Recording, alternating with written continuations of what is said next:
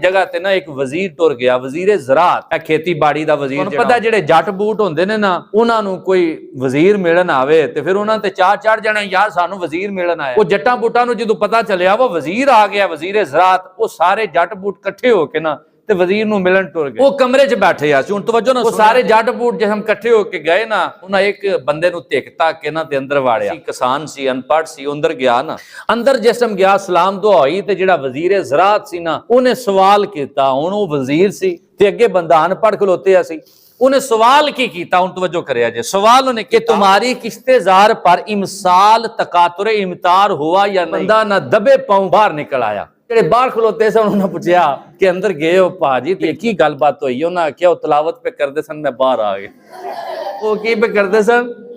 और जिन्होंने ये नहीं पता कि वो तलावत कर रहे ने कि सवाल कर रहे ने। सवाल की सी कि तुहाडी खेत विच इस साल बारिश होई